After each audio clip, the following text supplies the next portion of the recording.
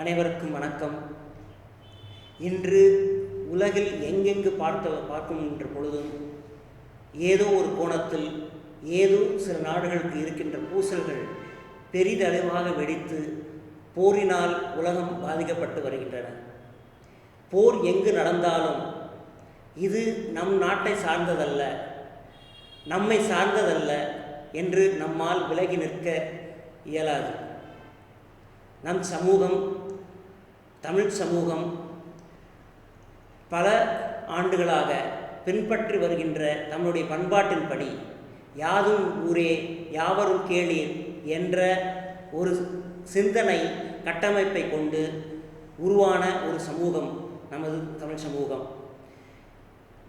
யாதும் ஊரே யாவரும் கேளீர் என்பது உலகம் முழுக்கும் இருக்கின்ற மானுட இனம், நம்முடைய உறவுகள், மானுட இனம் மட்டுமல்ல, மானுட இனம் சார்ந்த அனைத்து உயிரினங்களும் இயற்கை வளங்களும் நம்முடைய உறவுகள் என்ற அடிப்படையில்தான் நம்மளுடைய பண்பாடு வளர்ந்து வந்தது. நாமும் அதோடு வளர்ந்து வந்திருக்கிறோம். இச்சூழலில் இஸ்ரேல் பகுதியில் பாலஸ்தீனிய மக்களுக்கும் இஸ்ரேலிய மக்களுக்கும் ஏற்படுகின்ற இந்த போரானது ஒரு மிகுந்த ஒரு பெரிய ஒரு வரலாற்றையும் ஒரு மிக உச்சகட்டமான மனித உரிமை மீறல்களையும் சந்தித்து வருகின்ற ஒரு பிரச்சனை. 1882 வருடம் அந்த காலகட்டத்தில் மிக சிறிதளவாக காசா பகுதியில் பாலஸ்தீனில் அண்டு ஒட்டாமன் சாம்ராஜ்யத்திற்கு உட்பட்ட பாலஸ்தீன பகுதிகளுக்குள் இடம்பெயர்ந்து வந்தார்கள் யூதர்கள். அவர்களை ஜியோனிஸ்ட் என்றும் அவர்களை அழைப்பார்கள். 1882 பிறகு உலகப்போர் நடந்து கொண்டிருக்கின்ற காலத்தில் இங்கிலாந்தில் இருக்கின்ற ஒரு அரசியல் தலைவர் ஒரு பிரகடனத்தை வெளியிடுகிறார். அங்கு எப்படி இங்கிலாந்துக்கு ஆங்கிலமோ அதேபோல் பாலஸ்தீனத்துக்கு யூதர்கள் என்ற பெயரிலே ஒரு பிரகடனத்தை வெளியிடுகிறார். அவர்களுடைய திட்டமானது உலகப்போரின் போது பாதிக்கப்பட்ட அது பல இடங்களிலிருந்து விரட்டடிக்கப்பட்ட யூதர்களை ஒன்று திரட்டி அது பாலஸ்தீன பகுதிகளில் குடியமர்த்த வேண்டும் என்பதற்கு தான். இப்படி முயற்சி செய்த அன்றைய ஆங்கில அரசு ஒரு காலகட்டத்தில் இஸ்ரேலினுடைய யூதர்களுடைய நடவடிக்கைகள் தனக்கு ஏற்கவில்லை என்ற நிலையில் அவர்கள் வெளியேறினார்கள். அதன் பின்பு ஏற்பட்ட பல போர்களுக்கு பின் 1967 இஸ்ரேல் அது இறுதி ஒரு முக்கியமான ஒரு போராக அமைந்து அது வரலாற்று அரசியல் நிபுணர்கள், உலகளாவிய நிபுணர்கள் அதை 6 நாள் போர் என்று குறித்தார்கள். அந்த போரில்தான் மிக பெரிய பகுதியை பாலஸ்தீனத்தில் இருந்து இஸ்ரேல் கைப்பற்றியது.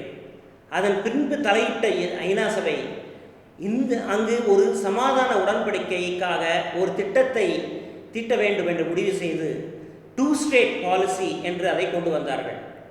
இறையாண்மை மிக்க இஸ்ரேல் அரசு ஒரு பக்கமும் இன்னொரு பக்கம் அண்டையில் இறையாண்மை மிக்க பாலஸ்தீன அரசு என்றும் கொள்கைக்கு வகுத்தார்கள். ஆனால் எந்த ஒரு பேச்சுவார்த்தையும் துவங்குவதற்கு முன்றே தோற்றது.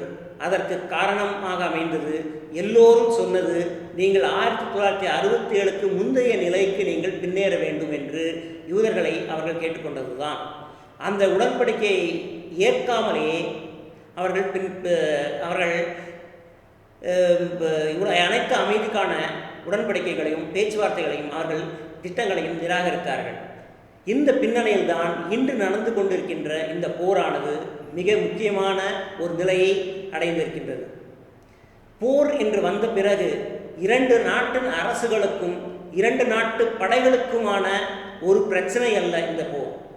அதனால் பாதிக்கப்படுகின்ற பல்லாயிரக்கணக்கான அப்பாவி மக்களுடைய பிரச்சனை. அதிலும் பிறந்து என்ன நிகழ்கிறது, எங்கு பிறந்தோம், எதற்காக நாங்கள் தாக்கப்படுகிறோம் என்று தெரியாத வயதில், புரியாத வயதில் இருக்கின்ற இளம் குழந்தைகள் அங்கு பெரிதளவில் பாதிக்கப்படுவது மிகப்பெரிய பிரச்சனை. ஐநா சபை 1970 சொன்ன பொழுதும் இந்த ஆண்டு ஜூலை மாதம் சர்வதேச நீதிமன்றம் சர்வதேச பிரகடனமான கன்வென்ஷன் அகேன்ஸ்ட் ரேஷியல் டிஸ்கிரிமினேஷன் என்று சொல்லப்படுகின்ற இனவாதம் சார்ந்த ஒரு இனப்படுகொலைகளுக்கு எதிரான தீர்மானத்தினுடைய அனைத்து சரத்துகளையும் இஸ்ரேலுடைய கோட்பாடுகள் மீறுகின்றன என சொல்லி தீர்மானித்திருக்கின்றன. அனைத்து சர்வதேச மனித உரிமை அமைப்புகளும் இந்த இஸ்ரேலினுடைய கொள்கைகளை ஒரு அபார்த்தியட், அதாவது மிக கொடூரமான ஒரு இந்நிலையில் அரசு குழந்தைகள் மருத்துவமனை எழும்பூரினுடைய மேனாள் இயக்குனர் மற்றும் தமிழ்நாடு நல்வாழ்வு இயக்கத்தின் தலைவர் மருத்துவர் ரெக்ஸ் சர்க்குணம் அவர்கள் தன் கருத்துக்களை இங்கு பதிவெடுக்க வந்திருக்கிறார். இந்த நிகழ்வு,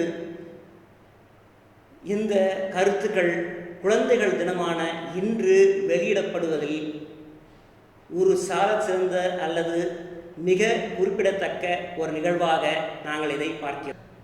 இந்நிலையில்தான் நமது எழும்பூரில் உள்ள குழந்தைகள் நல மருத்துவமனையின் மேனாள் இயக்குனர் மற்றும் தமிழ்நாடு நல்வாழ்வு இயக்கத்தின் தலைவருமான மருத்துவர் ரெக்ஸ் சர்க்குணம் அவர்கள் இந்த பிரச்சனையை பற்றி தன் கருத்துக்களை பதிவிட கொடுக்கிறார்.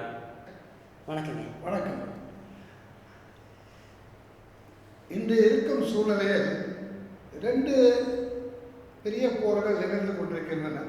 ஒன்று ஐரோப்பாவில், இன்னொன்று மிடில் ஈஸ்ட். இன்று இருக்கும் சூழ்நிலையை பார்த்தால் ஐரோப்பாவில் இருக்கும் போர் ஒரு சமரசமான நிலைக்கு வந்துவிடும் என்று தோன்றுகிறது. ஆனால் இதற்கு மாறாக மிடில் ஈஸ்ட், அதாவது வெஸ்ட் ஏஷியா என்று சொல்லும் இடத்தில் நடக்கும் போர் மிகவும் முக்கியமாக நடந்து கொண்டு இருக்கிறது. இதை போர் என்றே சொல்ல முடியாது. ஏன்னா சின்ன ஒரு நகரமான காசாவில் ஒரு இஸ்ரேல் நவீன தளவாடங்களுடன் அமெரிக்கா, உலகத்திலேயே மிகவும் அதிகாரத்திலையும் இராணுவத்திலையும் வெப்பன்ஸிலும் சிறந்து விளக்கும் USA, அதனுடைய பிராக்சியாக காசா மேல் ஒரு யுத்தத்தை நிகழ்த்தி கொண்டிருக்கின்றார்கள். இப்போ இந்த சென்ற அக்டோபர் 7 அதிலிருந்து பார்த்தாலே சுமார் 43,000 மக்கள் கொல்லப்பட்டிருக்கிறார்கள். இதில் 32,000 மக்கள் பெண்களும் குழந்தைகள் ஆகும். 17,000 குழந்தைகள் கொல்லப்பட்டிருக்கிறார்கள். இதை பார்க்கும்போது ஒரு காலத்தில் 2வது உலக மகாயுத்தம் அந்த காலகட்டத்தில் நாசி ஹிட்லர் 6 மில்லியன் ஜூக்களை கொன்றளித்தார். ஆனால் இது அதைவிட ஒரு கட்டம் அதிகமாக சென்று குழந்தைகளை, குறிப்பாக பாலஸ்தீன குழந்தைகளை குறிவைத்து கொள்கிறார்கள். குறிப்பாக அவர் மருத்துவமனை, அவர்களுடைய கல்வி நிலையங்கள், அவர்களுக்கு எந்த உணவும் செல்ல முடியாத மருந்து, அத்தியாவசியமான மருத்துவ வசதி சேவைகள், உணவு செல்ல முடியாத அளவுக்கு அவர்கள் தாக்குகின்றார்கள். இதை பார்த்தால் இவருக்கு ஒரு பாலஸ்தீனியரின் இளம் தலைமுறையை அழித்துவிட வேண்டும், அவர்களை பொறுப்பாக இருக்கும் பெண்களையும் தாய்மார்களையும் அழித்துவிட வேண்டும் என்ற நோக்கத்துடன் ஒரு ஹிட்லருக்கு மேலாக ஒரு படி மேலே சென்று ஒரு இனப்படுகொலை செய்து கொண்டிருக்கிறார்கள்.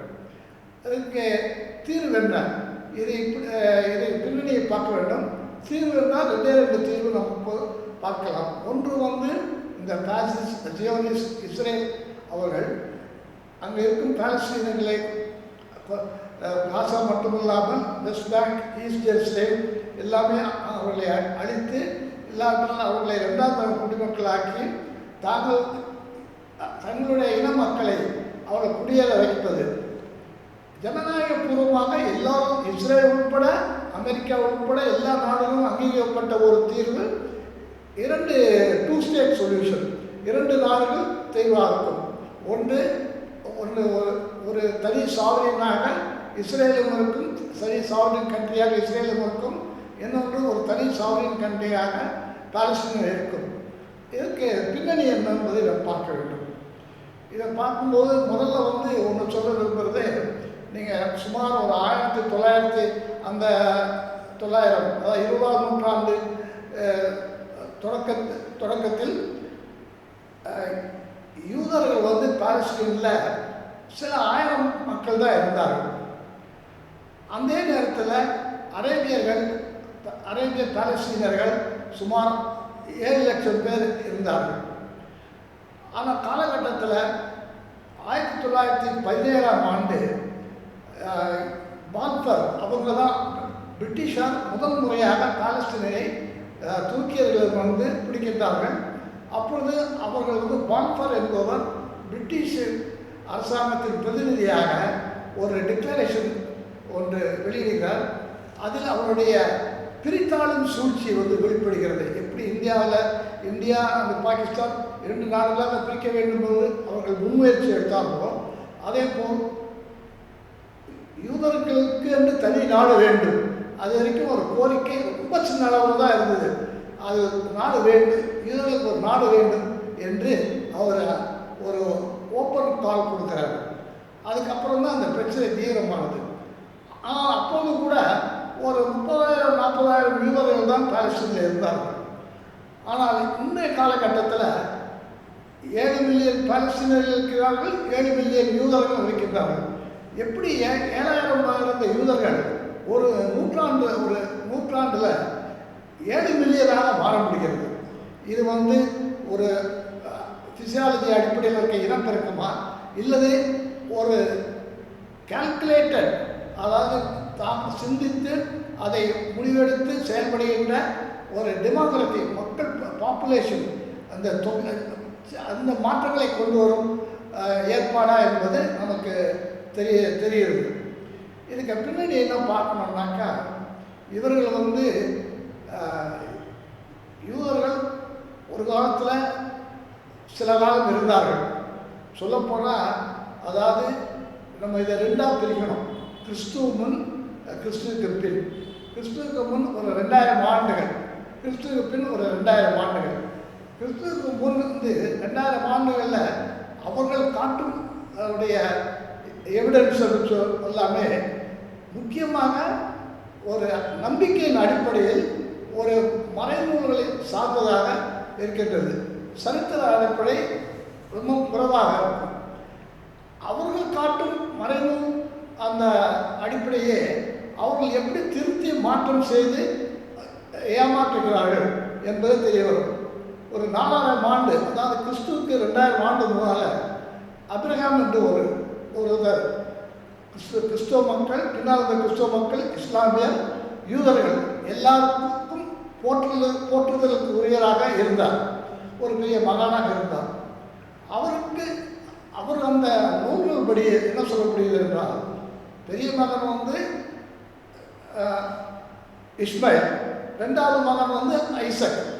இஸ்மாயில் வழியாக வந்தவர்கள் அரேபியர்கள், ஐசக் வழியாக வந்தவர்கள் யூதர்கள். அவர்கள் அதனால தான் இன்றைக்கு அவர்கள் மொழிகள் எல்லாம் செமிட்டிக் மொழிகள் என்று சொல்லப்படுகின்றது.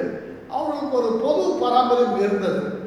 ஆனால் அவருக்கு பின் அவர் ஒரு இவர்களுக்கு யூதர்களுக்கு சொல்கிறார்கள், என்னுடைய மக்கள் எல்லாம்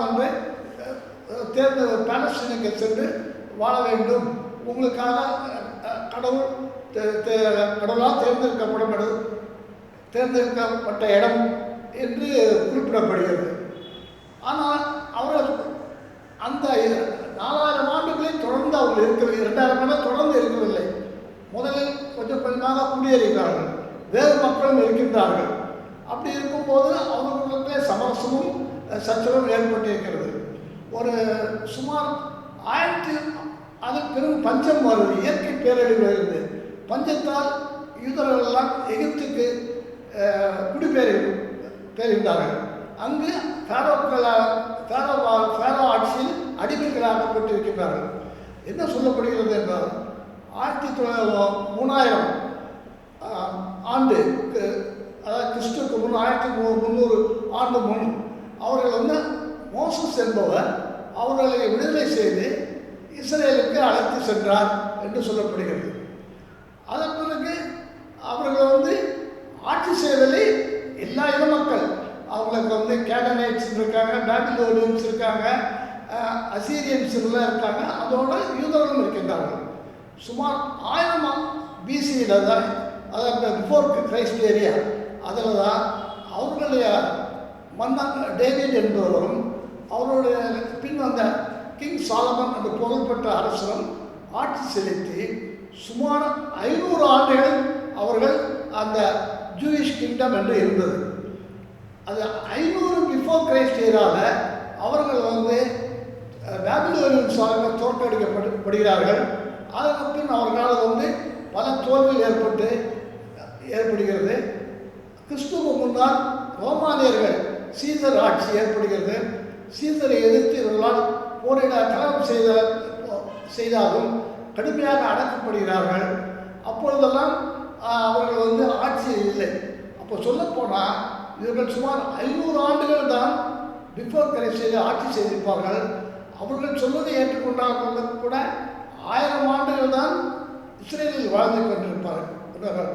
ஆனால் திருப்பி ஒரு லோயபிள்ஸ் போய் நாங்கள் 4000 ஆண்டுகள் இருந்து ஆட்சி செய்தோம் என்று சொல்வது அவர்களே அந்த பொய்யை நம்பும்படியாக திருப்பி சொல்கிறார்கள். இதற்கு எதற்கு சொல்ல வருகிறேன் என்றால், ஒரு முக்கியமான யுனைடெட் நேஷன் செக்யூரிட்டி கவுன்சில் கூட்டத்தில் இஸ்ரேலிய அம்பாசிடர் ஒரு பைபிள், ஒரு காப்பி பைபிள் என்று சொல்லப்படும் போது கிறிஸ்தவர்களுக்கு பொதுவாக ஒரு வேத நூல், ஆனால் அது 3000 வெர்ஷன்ஸ் இருக்குது, 2000 மொழிகளில் அது வந்து எழுதப்பட்டிருக்கிறது. அதில் வந்து நம்ம நிறையா படிக்கிறது வந்து அந்த ஹிப்ரூ லாங்குவேஜில் எழுதுனதுக்கு மொழிபெயர்ப்பாக இருக்கும். அவரை வந்து எல்லா முன்னாலேயும் டெலிகேட்ஸ் முன்னாலே அப்படி காமிச்சு, இதுதான் எங்களுடைய லேண்ட் டீட் என்றார். என்னுடைய லேண்ட் டீட் என்னும்போது அது பெரிய டாக்குமெண்ட்டு. ஆனால் அந்த பொய்யை 500 ஆண்டுகள் ஆண்டவர்கள் அவர் அப்படி அந்த எதுவும் எந்தையோ பழைய காலத்து. ஆனால் கிறிஸ்துவ பிறந்த பின் ரோமானிய ஆட்சியில் வந்து இவர்கள் வந்து அவங்களால் தாக்கு பிடிக்க முடியவில்லை. பல இடங்களுக்கு பேர் செல்கிறார்கள். ஐரோப்பாவில் பல இடங்களுக்கு சேர்ந்திருக்கார்கள். சில பேர் அமெரிக்கா செல்கிறார்கள். அந்த ஐரோப்பாவில் போன இடத்துல ரஷ்யா, போலண்டு, ஜெர்மனி, ஹங்கேரி இந்த மாதிரி நாட்கள் எல்லாம் போகிறாங்க. அவர்களுக்கு வந்து என்றைக்குமே அரேபியர்களோ அரேபிய பாலஸ்தீனர்களோ பிரச்சனை கொடுத்தது கிடையாது. அவர்களுக்கு அந்த காலகட்டத்தில் பிரச்சனை, கிறிஸ்துவர்கள் வந்து இவங்க மேலே கடும் கோபத்தில் இருந்தாங்க. ஒரு காரணம் வந்து அவங்க அரபு ஆண்ட மன்னர்கள் அவர்கள் வந்து அவங்களுடைய அந்த ஆட்சி கிங்டம் எஸ்டாப்ளிஷ்மெண்ட்டே ஒரு என்ன பிரச்சனை, அவங்களுடைய பிரச்சனையை ஏதோ வந்ததுன்னா அந்த கோபத்தை மேலெல்லாம் இவர்கள் மேல் காட்டுவார்கள். அதாவது யூதர்கள் தான் அவங்க மக்களுக்கு எதிரிகள் என்று காட்டுவார்கள். அதுக்கு இன்னொரு பின்னணி என்னென்றால், ஜீசஸ் கிரைஸ்ட் யூதர்கள் மத குருமார்களால் அவர் வந்து அவர்கள் கைது செய்யப்பட்டு ரோமானியர்களால் அவர்கள் வந்து குருசிலை பண்ணிட்டாங்க, சிலுவையில் அடைஞ்சாங்க. அது முக்கியமான காரணம் வந்து யூத குருமார்கள் தான்.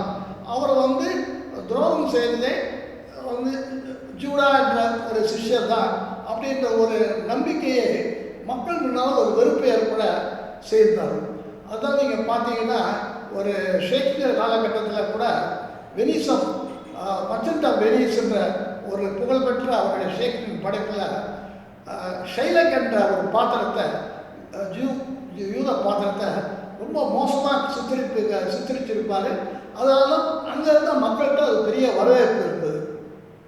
ஆனால் அந்த காலகட்டத்தில் வந்து உங்களுக்கு பாலஸ்தீனில் ஜூஸே கிடையாது. இப்போ இஸ்ரேல்னு சொன்னால் அப்போ அது வந்து பாலஸ்தீன், அப்போ ஜூஸே கிடையாது. அப்போது அரேபியர்கள் வந்து அங்கே வந்து அவருடைய மக்கள் பல்வேறு நாடுகளை தங்கினது போல், ஜோர்டான், சிரியா, ஈஜிப்டில் வந்தது போல் பாலஸ்தீனிலையும் அவர் வந்து தங்குகின்றார்கள். அப்போ 600-700 ஆஃப்டர் கிரைஸ்ட் ஈராவில் நிறைய பேர் வந்து ப்ராஃபட்டினுடைய தாக்கத்தினால் இஸ்லாமியர்களாக மாறுகின்றார்கள். அப்பொழுது வந்து அதில் முழுக்க முழுக்க அரேபியர்கள், பாலஸ்தீனர்கள், வேலை சில இன மக்கள், யூதர்கள் வந்து ரொம்ப குறைவாக தான் இருந்தாங்க. அப்புறம் 1517ஆம் ஆண்டு இந்த நாடு வந்து பாலஸ்தீன் நாடு ஓட்டோமான், துருக்கியர் வந்து அப்போது ஓட்டோமான் சாம்ராஜ்யம் என்று சொல்லப்படுகிறது, அவர்கள் ஆள ஆரம்பித்தார்கள். அவர்கள் ஆளுகை கீழ் வருகின்றது. அவர்கள் ஒரு 400 வருஷம் ஆண்டார்கள். 1917ஆம் ஆண்டு வரைக்கும் ஆண்டார்கள்.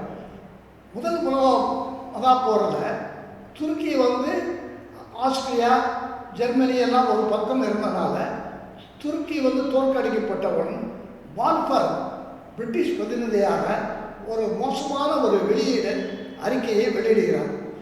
ஒன்றுமே இல்லாத பிரச்சனையை ஹெர்சல் என்பது 20 ஆண்டுகளுக்கு முன்னால் யூதர்களுக்கு ஒரு தனி நாடு வேண்டும், அதுதான் சியோனிசம் என்று கூறுகிறார். சியோனிசம் என்றால் ரீஆக்குபை பாலஸ்தீன், மறுபடியும் பாலஸ்தீனை நம்ம வந்து ஆட்சி செலுத்துவோம், ஆக்குப்பை செய்வோம் என்பதுதான் சியோனிசம். அதுக்கு யாருக்குமே அந்த யூதர்கள் மத்தியிலேயே அது வந்து வரவேற்பில்லை. அவங்கவுங்க அந்த நாட்டில் நம்ம எப்படி ஒரு ஜனநாயக உரிமையோட வாழ வேண்டும் என்று தான் யோசிச்சுட்டு இருக்காங்க. அது வந்து 17க்கு அப்புறம் தான் அவங்க வந்து ஒரு ஸ்தாபன ரீதியாக யூதர்களில் சிலர் வந்து உள்ளுக்கு வர ஆரம்பித்தாங்க. அப்போ பாலஸ்தீன் வந்து தனி நாடு கிடையாது. அது வந்து ஒரு பகுதி வெஸ்ட் பேங்க் வந்து ஜோர்டான் கீழே இருந்தது, சினாய் வந்து எகிப்து கீழே இருந்தது, கோலன் மலைப்பகுதி வந்து சிரியா கீழே இருந்தது, லெபானனில் ஒரு பகுதி. அப்பொழுது அவர்கள் வந்து இதெல்லாம் எங்களுடைய இடம் என்று சொல்ல ஆரம்ப கட்டத்தில் அவர்கள் வந்து ஐரோப்பாவில் இருந்து செட்டிலர்ஸ், யூரோப்பியன் செட்டிலர்ஸ் வந்து ஜூஸ் வந்து கொஞ்சம் பேர் குடியேற ஆரம்பித்தாங்க. அதுவும் ஆயிரக்கணக்கில் தான் வந்தாங்க. அவர் என்ன செய்கிறாங்கன்னா பணம் கொடுத்து, அதாவது அந்த பாலஸ்தீனியர்கள் வந்து இந்த ஜோர்டான், ஈஜிப்ட், சிரியாவில் மன்னர்கள் ஆட்சி இருந்தது. அப்போ நிலப்பிரபுத்துவம் இருந்தது. அப்போ நிறைய பேர் வந்து ஆப்சென்டி லேண்ட்லார்ட்ஸாக இருந்தாங்க. அவர்கள் இருந்த நிலங்களை பணம் கொடுத்து வாங்கினாங்க. சிலரை பயமுறுத்தி வெளியே அனுப்பிச்சாங்க. சிலரை வந்து எதிர்த்தவங்களை வன்முறையை கொண்டளிக்கவும் தவறவில்லை. இப்படி இருந்துட்டு இருந்த காலகட்டத்தில் தான் ரெண்டாவது பிரிட்டன் வந்து இதுக்கு முழு ஆதரவு கொடுத்தது. அன்னைக்கு பிரிட்டிஷ் ஏகாதிபத்தியம் மிடில் ஈஸ்டில் நமக்கு நம்ப தகுந்தவன் ஒரு ஐரோப்பாவினுடைய நண்பன் வேண்டும் என்றால் அவருக்கு முழு ஆதரவு கொடுத்தது. ரெண்டாவது உலக மகாப்போர் வந்தது. ரெண்டாவது உலக போரில் ஹிட்லர் வந்து நாசி ஹிட்லர் ஒரு 6 மில்லியன் ஜூஸை வந்து கொண்டளித்தார். அப்பொழுது உலகத்தில் வந்து மக்களுக்கு எல்லாருக்கும் அவர்கள் மேல் ஒரு பரிதாப உணர்வு இருந்தது. குறிப்பாக ஐரோப்பாவில், அமெரிக்காவில் இருந்த கிறிஸ்துவ மக்கள் வந்து ஒரு குற்ற உணர்வு. ஏன்னா இவங்க போன இடத்துலலாம் யூதர்களை தாக்குனாங்க. அப்படி தாக்குனவங்களுக்கு இந்த மாதிரி ஒரு பெரிய ஹோலோகாஸ்ட்ன்றது வந்த உடனே ஒரு குற்ற உணர்வு இருந்தது. அப்போ இந்த கோரிக்கை வலுவடைந்து அமெரிக்காவும் பிரிட்டனும் முழு ஆதரவு கொடுத்து 1948 ஒரு யுஎன் செக்யூரிட்டி கவுன்சில் ரெசல்யூஷன் மூலமாக அவர் அழுத்தம் கொடுத்து 2ஆக பிரிப்பது என்று முடிவு பண்ணாங்க. அந்த முடிவுப்படி 53% வந்து ஜியான்ஸ், அதாவது யூதர்களுக்கு போகும், 47% வந்து பாலஸ்தீனியர்களுக்கு செல்ல வேண்டும் இருந்தது. இதை வந்து அங்கே இருக்கிற பாலஸ்தீனர் ஏற்கவில்லை. அந்த அவரை கொடுத்த அழுத்தத்தினால் இந்த மன்னர்கள் வந்து, அதாவது ஜோர்டான், சிரியா, ஈஜிப்ட் அவருடைய மன்னர்கள் வந்து போர் ஏற்படுகிறது. ஒரு சில நாட்களில் அந்த போர் முடிவு வந்துடுது. ஏன்னா வந்து இஸ்ரேல், அதாவது அந்த ஜியானிஸ்ட் ஆர்மி நல்லாவே ட்ரெயின்டு எக்யூப்டாக இருந்தாங்க. இவர்கள் வந்து ஒரு உணர்வுனால் மோதினாங்க ஒழிய இவர்களால் அவங்கள வந்து தடுக்க முடியல, தோற்றார்கள். அப்பொழுது 53% இன்னும் அதிகமாக அவங்க நிலத்தை பிடித்து கொண்டார்கள். அதுக்கப்புறம் அந்த 48 தான் ஒரு நக்பா, கிரேட் கெட்டாஸ்ட்ரோஃபி என்பதை அதாவது பேரழிவு பாலஸ்தீனர்களுக்கு ஏற்படுகிறது. நிறைய பாலஸ்தீனியர்கள் வந்து நாட்டை விட்டு ஓடி வெஸ்ட் பேங்கில் வந்து இருக்கிற இடத்த விட்டு வெஸ்ட் பேங்கில் குடி போகிறாங்க. அது ஜோர்டான் கையில் நிற்கிறது. அப்போ சினாயில் போய் நிறைய பேர் தங்குறாங்க. அப்புறம் கோலகையில் தங்குறாங்க. நிறைய பேர் ஜோர்டான் நாட்டிலேயே அகதிகளாகிறாங்க. தங்கள் நாட்டிலேயே அகதிகளாகிறாங்க, வெளிநாட்டிலேயும் அகதிகளாகிறாங்க. அது வந்து இவர்கள் வன்முறையை உபயோகப்படுத்தி தங்களை ஏற்றெல்லாம் அளித்தது மட்டுமல்லாமல் யுனைடெட் நேஷன்ஸுக்கு செக்ரட்டரி ஜெனரலுக்கு பிரதிநிதியாக ஒரு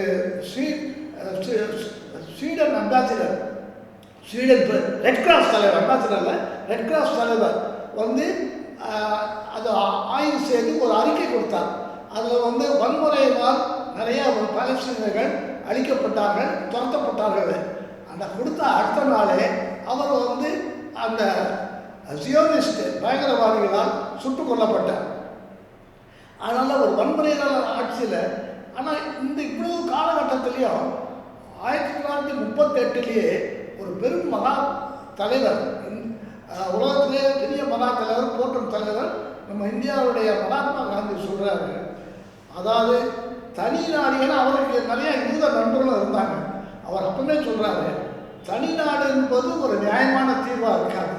ஒரு மக்கள் இருக்கிற அழித்துட்டு அவங்கள வந்து இந்த இடத்துல அவங்கள டிரான்ஸ்பிளான்ட் பண்ணிட்டு இன்னொரு இன மக்கள் இருக்கக்கூடாது. எந்தெந்த நாட்டில் இருக்காங்களோ அந்தந்த நாட்டில் முழு ஜனநாயக உரிமைகளோடு அவர்கள் இருக்க வேண்டும் என்று அவர் சொல்கிறார். ஆனால் அவர் பேச்சு யாரும் கேட்கவில்லை. 48 இந்த மாதிரி ஆகுது. 56 ஒரு போர் வரும். 56 வந்த போர் வந்து அப்போ மன்னர்கள் ஆட்சி வந்து ஓரளவு அரேபிய நாட்டுகள்லாம் அவருக்கு எதிர்த்து ஒரு தேசிய உணர்வு ஏற்பட்டு எகிப்தில் வந்து அப்துல் கமால் நாசர் தலைவராகிறார். அவர் வந்து சுயஸ் கனாலில் தேசியமயமாக்கின உடனே பிரான்ஸு, இங்கிலாந்து அவர்களை வந்து தாக்குகின்றது. இஸ்ரேலும் அவளை சேர்ந்து தாக்குகின்றது. அந்த அமெரிக்காவின் தலையினாலும் சோவியத் யூனியன் என்று கொடுத்த எச்சரிக்கையினாலும் அவர்களை வந்து ஒரு காலகட்டத்தில் அந்த யுத்தம் ஒரு முடிவுக்கு வந்தது. ஆனால் ஏற்கனவே இவர்கள் 53% வந்து 70 ஆக்கி அதிகமாக்கிட்டாங்க. அவங்க பிடிச்ச இடத்த, பாலஸ்தீன் இடத்த. அதுக்கு பிறகு 67 ஒரு யுத்தம் வந்தது. 67 ஒரு 6 நாள் யுத்தம் தான் அது. அதில் வந்து முழுவதும் அவர்கள் பிடித்து விட்டார்கள். பாலஸ்தீனியர்களுக்குன்ற தனி இடமே கிடையாது. எல்லாமே 100% இஸ்ரேல் ஜியோனிஸ்ட் ஆட்சிக்கு வந்தது. அப்பொழுதுதான் அந்த காலகட்டத்தில் தான் பாலஸ்தீன் லிபரேஷன் ஆர்கனைசேஷன் ஆரம்பத்துக்கு இடமும் popular front for liberation of Palestine George Habash அவர் வந்து ஒரு கிறிஸ்தவ பாலஸ்தீனர். பல அமைப்புகள் பாலஸ்தீன் நேஷனல் கவுன்சில் என்ற குடையின் கீழ் ஒன்றாக சேர்த்து ஒரு இராணுவ போராட்டத்தை எதிர்கொண்டார்கள். அப்போ யூஎன்லேயும் அதுக்கு ஒரு மக்களுக்கு ஒரு அங்கீகாரம் வந்தது. அந்த அடிப்படையில் தான் அது என்ன முடிவு பண்ணுறாங்கன்னா, இந்த 67 யுத்தத்தில் 67க்கு முன்னால் பாலஸ்தீனுக்கு மக்கள் வந்து 22% நிலம் இருந்தது. அதாவது வெஸ்ட் பேங்க், காசா ஸ்ட்ரிப்பு, ஈஸ்ட் ஜெருசலேம். அதை வந்து தனிநாடாக்கி அவர்கள் கொடுக்க வேண்டும் என்று அந்த பின்னணியில் தான் 1993 ஆஸ்லோ அக்கார்டு அதில் வந்து 2 ஸ்டேட் சொல்யூஷன் அப்படின்னு கொடுத்தாங்க. ஆனால் அது வந்து பேச்சில் வந்து ஒரு உறுதிமொழியாக சொல்லப்பட்டவருடைய அரபத் வந்து ஏமாற்றப்பட்டார். அது கொடுத்ததில்ல, அது எழுத்துப்பூர்வமாகவோ ஒரு டாக்குமெண்டேஷனாகவோ அவர்களுக்கு வெறும் ஒரு முனிசிபாலிட்டி அதிகாரம் தான் இருந்தது. அதே தான் வந்து இதை வந்து ஒரு பெரிய பிட்ரையல், துரோகம் அளிக்கப்பட்டதாக பாலஸ்தீன கருதினார்கள். எட்வர்ட் செயிட் என்னும் பெரும் பாலஸ்தீனிய போராளி அமெரிக்காவில் இருந்த இன்டெலெக்சுவல் அவர் என்ன சொல்கிறாருன்னா, இது பாலஸ்தீனியன் வெர்சைல்ஸ் அப்படின்னு சொல்கிறாரு. அதனால இது வந்து மக்கள் வந்து பாலஸ்தீன மக்கள் வந்து எதுக்கவே இல்லை. இந்த ஏறக்குறைய ஒரு காலகட்டத்தில் அதுக்கப்புறம் தான் ஹமாஸ் அமைப்பு அதெல்லாம் வந்தது. அவர்கள் வந்து காசாவில் வந்து வலுவிட்டுலாம், வெஸ்ட் பேங்க்லேயே வலுவிட்டுலாம் பலமானவர்கள் இருந்தாங்க. அவர்களும் எல்லாமே இதை வந்து 2 ஸ்டேட் சொல்யூஷனுக்கு நாங்கள் ஏற்றுக்கொள்கிறோம். அவர்கள் வந்து ஜியோனிஸ்ட் மாதிரி சொல்லலை.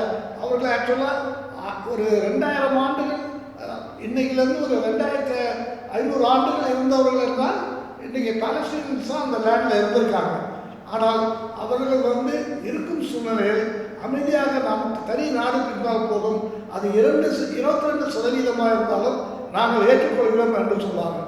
ஆனால் இந்த ஜியோனிஸ்ட் வந்து அது ஏற்றுக்கொள்வது, அதுக்கு ஒரு முக்கிய காரணம் வந்து எப்படி பிரிட்டிஷ் இம்பீரியலிசம் ஏகாதிபத்தியம் அவர்களுக்கு ஆதரவு கொடுத்ததோ, அமெரிக்க ஏகாதிபத்தியம் நமக்கு நமக்கு வேண்டிய ஒருத்தர், ஒரு அடியாள் அந்த மிடில் ஈஸ்டில் இருக்கணும். ஏன்னா மிடில் ஈஸ்டில் வந்து அந்த நிலையில் ஒரு 70% 80% ஆயில் வந்து அங்கே தான் வருது. இந்த மன்னர்களையும் ஒரு பக்கம் தாங்க வேண்டும். அவர்களுக்கு அச்சுறுத்தலாக இந்த மக்கள் வந்து மன்னருக்கு எதிராகவும் பாயக்கூடாது. அதே நேரத்தில் அவர்களுக்கு அச்சுறுத்தலாக மிடில் ஈஸ்டில் நமக்கு அடங்கி கிடக்கிற ஒரு அடியாள் வேண்டும் என்று அவர்களுக்கு எல்லா நவீன ஆயுதங்களும் கொடுத்தார்கள். இன்றைக்கி பார்த்தா கூட கொஞ்ச நாள் முன்னால் நம்ம இப்போ இருக்கிற ஜனாதிபதி பைடன் வந்து அவர்களை வந்து ஹை ஆல்டிடியூடு மிசில்ஸ் அது வந்து இஸ்ரேலுக்கு சப்ளை பண்ணது மட்டும் இல்லாமல் அதை மேன் செய்வதற்கு 100 அமெரிக்க சோல்ஜர்ஸை அனுப்புறதுக்கு ஏற்றுக்கொண்டால் அது 100 1000 நமக்கு தெரியாது. அந்த அளவுக்கு அமெரிக்கன் இம்பீரியலிசம் வந்து அந்த இடத்துல ஆழமாக பதிஞ்சிருக்கு. அமெரிக்கன் ஆதரவு இல்லை, இராணுவ ஆதரவு இல்லைன்னா இஸ்ரேலால் ஒரு நாளும் வந்து தாக்கு பிடிக்க முடியாது. ஆனால் அமெரிக்க ஆதரவு இன்றைக்கு வரைக்கும் யூஎனில் போட்ட எல்லா செக்யூரிட்டி ரெசல்யூஷன்ஸும் அவர்கள் தான் அதிகமாக முழுமாக வீட்டோ செய்து இஸ்ரேலுக்கு ஒரு பாதுகாப்பு நண்பனாக இருக்காங்க. இஸ்ரேல் மக்கள் வந்து இப்போ அதுலேயும் வந்து இப்போ நிறையா நான் சொல்கிறதுக்கு டாக்குமெண்ட்ஸ் எல்லாம் பெரும் இஸ்ரேல் ஜூ இன்டெலெக்சுவல்ஸ், நோம் சாம்ஸ்கியிலேருந்து ஐன்ஸ்டீன் காலத்துலேருந்து நோம் சாம்ஸ்கி, அப்புறம் டீனா ரெயின்ஹார்ட், அவங்கெல்லாம் வந்து நிறையா பேர். இப்போ சமீபத்தில் ஆஸ்திரேலியாவில் வந்து ஒருத்தர் ஆண்டனி லெவன்ஸ்டன் அவர்கள் தான் அவர் நிறைய ஆர்டிக்கல் டாக்குமெண்டடாக எழுதியிருக்காங்க. இப்போது இன்னொரு ஆண்டனி லெவன்ஸ்டன்றவர் இஸ்ரேலே இருந்த ஜூ, அவர் வந்து 1944 தான் பிறந்தார். அவர் வந்து இஸ்ரேலிலிருந்தே இந்த நியாயமான தீர்வுக்காக குரல் கொடுத்தவர். ஆனால் 2018-19 இஸ்ரேலி பார்லிமெண்ட் வந்து அவருக்கு எதிராக தீர்மானம், ஒரு தனிப்பட்ட நபருக்கு எதிராக தீர்மானம் போடுகிறது. அவருக்கு பலவித டெத் த்ரெட்ஸ் வருகிறது. அதனால் அவர் வந்து 2019 இங்கிலாந்துக்கு போய் குடிபெயர்கின்றார். இப்படிப்பட்ட ஒரு போலீஸ் ஸ்டேட்டாக அவர்கள் மாற்றிக்கொண்டார்கள். அதில் இப்போ இஸ்ரேலியர்ஸுக்கு வந்து அவர் ஜனநாயகம் என்று அவர்கள் கைப்பிடித்தாலும் அவர்கள் உண்மையாக வந்து பேசக்கூடியவங்க வந்து ரொம்ப குறைவாக தான் இருக்காங்க. ஏன்னா அவங்க ஏற்கனவே ஒரு ஆக்ட் ஒன்று கொடுத்துருக்காங்க 2018. அதில் படி இஸ்ரேலிய மக்கள் எல்லாரும் இஸ்ரேல் வந்து ஒரு ஜூயிஷ் ஸ்டேட், அதே நேரத்தில் அது ஒரு டெமோக்ராட்டிக் ஸ்டேட் அன்னு அதை எடுத்துக்கணும். அதை எடுத்து பேசினா துரோகம் வந்து அவர் மேல் நடவடிக்கை எடுக்கப்பட முடியும். இது எதுக்காகனா 9 மில்லியன் மக்கள் இருக்கிற இடத்துல ஒரு 1.5 மில்லியன் பாலஸ்தீன்ஸ் இருக்காங்க. ஆனால் இந்த ஆக்ட் வந்து அவங்க மேலே பாய்வு மட்டும் இல்லாமல் இது ஒரு நியாயமான தீர்வுக்காக ஒரு பாடுபடுகிற இஸ்ரேலியர்கள் மேலும் பாயப்படும். ஆனால் பயந்தோ கோழைத்தனத்தாலோ நிறைய பேர் நம்ம வந்து என்ன செய்கிறதுன்றது தெரியாமல் அதுக்கு வந்து ஒரு சைலண்ட் சப்போர்ட்டராக ஜியோனிசத்துக்கு, இந்த ஜியோனிசம்ன்றது அதாவது ரீஆக்குபேஷன் ஆஃப் ஜெருசலேம், அதாவது ரீஆக்குபேஷன் ஆஃப் பாலஸ்தீன், அதை வந்து ஆதரிக்கக்கூடிய சூழ்நிலையில் இருக்காங்க. அப்போ இதில் வந்து என்ன நம்ம பார்க்க வேணும்னா, இப்போ வந்து மாறிய சூழ்நிலை. இப்போ அமெரிக்காவில் வந்து உங்களுக்கு எந்த ஆட்சி வந்தாலும், ஜனநாயகவாதி கட்சி வந்தாலும், குடியரசு கட்சி வந்தாலும், இவர்கள் வந்து இந்த ஜியோனிஸ்டை ஆதரிக்கிற கட்சி தான். இது எதுக்காக அமெரிக்காவில் வந்து ஜியோனிஸ்ட்டை வந்து ஆதரிக்கிறாங்கன்னா, பெரும்பாலும் வந்து மக்கள் நம்ம இருக்கிற மக்கள் நம்புறது வந்து அங்கே இருக்கிற பெரிய பணக்கார யூதர்கள் வந்து அவர்களை வந்து ஆதரவு கொடுக்கறதுனால அமெரிக்க அரசாங்கம் அது படுகிறது. அது ஒரு காரணம் இருந்தாலும் முக்கியமான காரணம் அங்கே வந்து நம்ம மத அடிப்படையில் ஃபண்டமெண்டலிசம்ன்றாங்களே, அதில் வந்து இவாஞ்சலிக்கல் கிறிஸ்டியன்ஸ்னு ஒரு பகுதி இருக்காங்க. அவர்கள் என்ன நம்புகிறாங்கன்னா, அது வந்து சாதாரண தொழிலாளிலேருந்து முதலாளி, ஆப்ரோ அமெரிக்கன்லேருந்து கருப்பர்கள்லேருந்து வெள்ளையர்கள் நிறைய பேர் இருக்காங்க. அவங்க என்ன நம்புகிறாங்கன்னா, இஸ்ரேல் திருப்பி ஜூஸ்னால நிரப்பப்பட்டால் ரெண்டாவது மெஸ்ஸியா வர்றது துரிதப்படுத்தணும். Second coming of Christ messiah will be facilitated. அதில் வந்து மக்கள் உயிரிழந்தவர்கள்லாம் திருப்பி உயிரோடு இருப்பாங்க. ஒரு புதிய சராப்தம் பரவுன்ற ஒரு நம்பிக்கையில் இருக்காங்க. அது வந்து ஒரு பெரிய ஓட் பேங்க். அதனால் அந்த உணர்வை வச்சு அமெரிக்கா ஆளும் வர்க்கம், குறிப்பாக அந்த கார்ப்பரேட் கேபிட்டலிஸ்ட் அண்டு எல்லாமே அதை வந்து சாதகமாக்கி இஸ்ரேலை அடக்குறாங்க. இப்போ இன்றைக்கி சூழ்நிலையில் ட்ரம்ப் வந்து ஒரு தீவிர இஸ்ரேல் ஆதரவாளர், சியோனிஸ்ட் ஆதரவாளர். ஏன்னா இஸ்ரேல் வேறு, சியோனிசம் வேறு. சியோனிஸ்ட் ஆதரவாளர் அவர் வந்து 2019 இந்த ஜெருசலேம் வந்து, அதாவது இப்போது இஸ்ரேல் பாலஸ்தீன் கேட்குறது வெஸ்ட் பேங்க், காசா, ஈஸ்ட் ஜெருசலேம். ஈஸ்ட் ஜெருசலேமில் வந்து 9 லட்சம் பாலஸ்தீனர்கள் இருக்கின்றார்கள். ஆனால் அதில் வந்து என்ன பண்ணுறாங்கன்னாக்கா, அதை வந்து இஸ்ரேலுக்கு கேபிட்டலாக அறிவிக்கிறாங்க. அந்த காலகட்டத்தில் அதை முதல்ல அங்கீகரித்தது ட்ரம்ப்பு. அவருடைய அம்பாசிடரை வந்து எம்பசியை அங்கே ஜெருசலேம் வைக்கிறாங்க.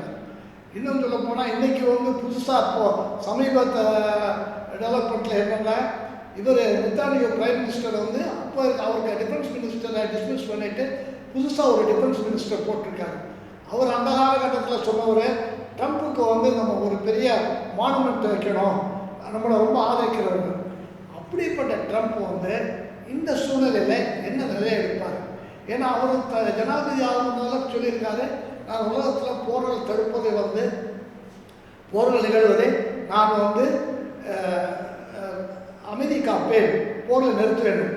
அது யுக்ரைனோட நிறுத்திப்பாரா இல்லை பாலஸ்தீனோட அது வந்து மேல் எடுத்து சொல்வாரா என்பது ஒரு கேள்விக்குறியாக இருக்கும். ஆனால் அதே நேரத்தில் பாலஸ்தீனம் வந்து மக்கள் வந்து உங்களுக்கு வெஸ்ட் பேங்கில் ஒரு 3 மில்லியன் இருக்காங்க, இங்கே காசாவில் 2.3 மில்லியன் இருக்காங்க. இதில் ஈஸ்ட் ஜெருசலேமில் சுமார் ஒரு 9 லட்சம் இருக்காங்க. இவர்களை வந்து ஒரு உலகத்திலேயே பலம் பொருந்திய அரசு, அதாவது அமெரிக்க அரசு இஸ்ரேல் மூலமாக தாக்கும்போது அவர்கள் வந்து எப்படி பிடிப்பார்கள் என்பது ஒரு பெரிய கேள்வி. இங்கே தான், அதாவது ஒரு இத்தாலிய பேரறிஞர் தத்துவஞானி கிராம்சி சொன்னபடி, pessimism of the intelligence, optimism of the will இருக்குது. அறிவுபூர்வம் பார்த்தால் அவநம்பிக்கை ஏற்படுது, ஆனால் உறுதியான நம்பிக்கை வேண்டும். அந்த அடிப்படையில் தான் காசா மக்கள் வந்து இவ்வளோ பெரிய கஷ்டங்களையும் எதிர்த்து இன்னும் அந்த ஹமாஸோ அவருடைய முழுமையாக ஆதரிக்கின்ற, இன்றைக்கி ஹமாஸும் காசாவையும் பிரித்து பார்க்க முடியாது, அவர்கள் வந்து எதிர்த்து தீவிரமாக போராடிட்டு இருக்காங்க. அப்போ அவர்களுக்கு வந்து ஒரே ஒரு ஆயுதம் வந்து உலகமாக ஆதரவு தான். சவுத் ஆப்பிரிக்காவில் மண்டேலா சிறையில் நீண்ட நாள் 29 வருஷம் சிறையில் இருந்திருக்காங்க. அப்போ வந்து ஆண்ட சவுத் ஆப்பிரிக்கன் ஆப்பத்திக் ரெஜிமை ஆட்சியை கீழே விடுறதுக்கு முக்கியமான காரணம், சவுத் ஆப்பிரிக்காவிலே மக்களுடைய மண்டேலா தலைமையில் அப்போ வந்து ஒரு இராணுவ எதிர்ப்பு இருந்தது, ஆர்ம்டு ரெசிஸ்டன்ஸ் இருந்தது. ஆனால் அதற்கு நிகராக, அதுக்கு மேலாக சவுத் ஆப்பிரிக்கன் பொருளை ஐரோப்பா அமெரிக்காவிலெல்லாம் சிவில் சொசைட்டி நிறைய பேர் பகிஷ்கரித்தாங்க. அதாவது ஒரு கால் கொடுத்தாங்க, அது பேர் பிடிஎஸ். பிடிஎஸ்னாக்க பாய்காட், டினாக்க டிஸ்இன்வெஸ்ட்மெண்ட், எஸ்னாக்க சாங்ஷன்ஸ். அது கொடுத்து அது பெரிய இயக்கமாக வளர்ந்தது. அந்த இயக்கம் அது போல் அதுக்கு வந்து ஒரு பெரிய ஒரு எஃபெக்ட் இருந்தது. அதே போல் இன்றைக்கு இந்த சியோனிஸ்ட் ரெஜிமை எதிர்த்து ஐரோப்பாவில் மக்கள் கால் கொடுக்குறாங்க, சாதாரண மக்கள் அமெரிக்காவில் கால் கொடுக்குறாங்க. அதே மாதிரி இந்தியா போல ஒரு நாட்டில் இது எங்கேயோ நடக்கிறது கடந்து பார்க்காம மக்கள் வந்து கண்டுபிடிக்கணும் எது இஸ்ரேல் ப்ராடக்ட்ஸ். ஒரு பக்கம் இஸ்ரேலுக்கு இந்திய அரசாங்கம் வந்து இராணுவ உதவியும் செய்து இராணுவ உதவியும் பெறுகிறது. அதே நேரத்தில் ஐநா சபையில் உள்ள சில தீர்மானங்களுக்கு ஆதரவாக இருக்காங்க, இஸ்ரேலுக்கு அகென்ஸ்டாக இருக்காங்க. சில நேரங்களில் இஸ்ரேல் ஆதரவாக நடுநிலைமை எடுக்கிறாங்க. மக்கள் அழுத்தம் கொடுக்கணும். மக்கள் அழுத்தம் கொடுத்து இந்த பாய்காட் என்ற ஒரு இது ஒரு இந்திய மக்களுக்கு ஒரு சிவில் சொசைட்டி மூலமாக அரசாங்கத்தையும் அதுக்கு ஒரு தாக்கம் கொடுக்கணும். அப்படி ஒரு ஜனநாயக முடிவு எடுத்தால் தான் இது வந்து இஸ்ரேல் மக்கள், அதாவது சியோனிஸ்டை தோற்கடித்து பாலஸ்தீன் அவர்கள் கேட்குற 2 ஸ்டேட் சொல்யூஷன் கிடைக்கும். இதில் ஒன்று குறிப்பிடத்தக்கது என்னன்னாக்கா, இன்னைக்கு இஸ்ரேல் சியோன் ஸ்டேட் ஆரம்பிச்சதுலேருந்து 158 பில்லியன், 158 மில்லியன் இல்லை, 158 பில்லியன் இராணுவ உதவி யுனைடெட் ஸ்டேட்ஸ் அமெரிக்கா சியோனிஸ்டுக்கு கொடுத்துருக்காங்க. இப்போ சியோனிஸ்ட் இஸ்ரேலு ஒரு 12-13 பில்லியன் ஆயுதங்களை ப்ரொடியூஸ் பண்ணுறாங்க. எங்கெங்கே சவுதி அரேபியா இருக்கோ அந்த நாடுகளுக்கெல்லாம் அவங்க சப்ளை பண்ணுறாங்க. இதில் வந்து அவர்கள் வந்து அந்த சூழ்நிலையில் தங்களுடைய ஸ்டேட்டே ஒரு போலீஸ் ஸ்டேட்டாக மாறின ஒரு நிலை வந்திருக்கிறது.